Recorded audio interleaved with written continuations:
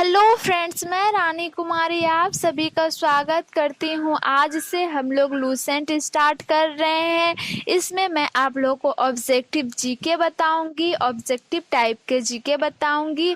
Friends, आप चाहे UPSC, SSC, state PCS या फिर सीजीएल या फिर रेलवे किसी भी एग्ज़ाम की तैयारी कर रहे हैं तो आपको इस बुक को पढ़ना बहुत ही ज़्यादा ज़रूरी है। तो फ्रेंड्स, अगर आपने अभी तक मेरे चैनल को सब्सक्राइब और शेयर और लाइक नहीं किया है तो प्लीज़ मेरे चैनल को लाइक, शेयर और सब्सक्राइब ज़रूर कर दे। चलिए हम लोग स्टार्ट करते हैं। आज हड़प्पा सिंधु सभ्यता। हड़प्पा सभ्यता का सर्वाधिक मान्यता प्राप्त है 2500 ईस्वी से 1750 ईस्वी। सिंधु घाटी की सभ्यता निम्नलिखित में से किस सभ्यता के समकालीन नहीं थी? तो ग्रीक की सभ्यता के समकालीन नहीं थी। सिंधु घाटी की सभ्यता कहाँ तक विस्तृत थी? तो पंजाब, राजस्थान, गुजरात, उत्तर प्रदेश, हरियाणा, सिंध और बलूचिस्तान। फिर सिंधु घाटी की सभ्यता में घोड़े के अवशेष कहाँ मिले हैं? तो सुरकोटदा में। फिर सिंधु घाटी सभ्यता कालीबंगन किस प्रदेश में है? तो राजस्थान में।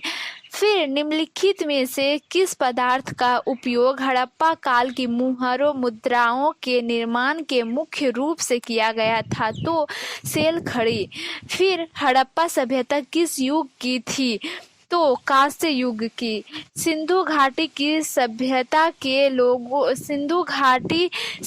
के लोगों का मुख्य व्यवसाय क्या था? तो व्यापार। हड़प्पा सभ्यता के निवासी थे शहरी। सिंधु सभ्यता के घर किससे बनाए जाते थे? तो ईंट से। हड़प्पा वासी किस वस्तु के उत्पादन में सर्वप्रथम थे? तो कपास।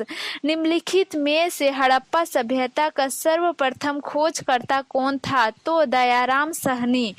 फिर सिंधु सभ्यता का पतनगढ़ बंदरगाह कौन सा था? तो लोथल। फिर पैमानों की खोज ने यह सिद्ध कर दिया कि सिंधु घाटी के लोग माप और तौल से परिचित थे। यह खोज कहाँ पर हुई? तो लोथल। फिर हड़प्पा कालीन समाज किन वर्गों में विभक्त था? तो विद्वान, योद्धा, व्यापारी और श्रमिक। फिर सिंधु सभ्यता का सर्वाधिक उपयुक्त नाम क्या है? तो हड़प्पा सभ्यता। निम्नलिखित में से कौन से लक्षण सिंधु सभ्यता के लोगों का सही चित्रण करता है? तो इसका आंसर होगा ऑप्शन ए, केवल 2। फिर हड़प्पा सभ्यता की खोज किस वर्ष में हुई थी? तो 1921 ईस्वी में हुई थी। फिर हड़प्पा सभ्यता के बारे में कौन सी उक्ति सही है? तो उन्होंने पशुपति का सम्मान करना आरंभ किया, ये उक्ति सही है। फिर हड़प्पा के लोगों की सामाजिक पद्धति थी उचित समतावादी। फिर सिंध का नखलिस्तान बाग हड़प्पा सभ्यता के किस पुरास्थल को कहा गया? तो मोहनजोदड़ो।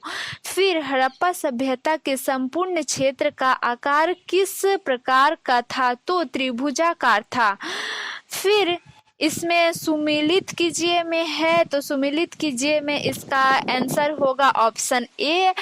आप इसको देख लीजिएगा। फिर हड़प्पा सभ्यता के अंतर्गत हल से जोते गए खेत का साक्ष्य कहाँ से मिला है? तो कालीबंगा से मिला है। फिर सेधव सभ्यता की ईंटों का अलंकरण किस स्थान से मिला है? तो कालीबंगा से मिला है। फिर मोहनजोदड़ो कहाँ स्थित है? तो सिंध में है।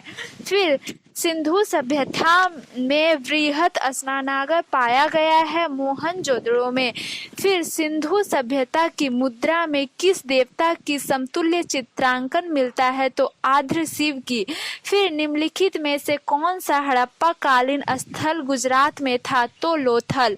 फिर मोहनजोदड़ो का स्थानीय नाम है मृतकों का टीला, माउंड ऑफ डेड। फिर हड़प्पा सभ्यता का प्रचलित नाम है सिंधु घाटी की सभ्यता।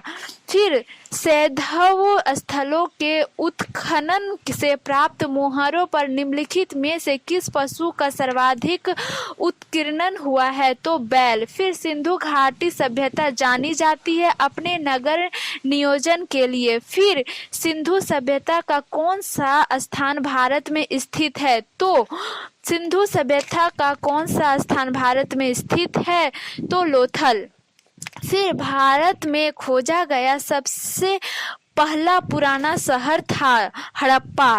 फिर भारत में चांदी की उपलब्धता से प्राचीनतम साक्ष्य मिले हैं हड़प्पा संस्कृति में। फिर सिंधु सभ्यता के बारे में कौन सा कथन असत्य है? तो इसका ऑप्शन डी होगा, लोग लोहे से परिचित थे।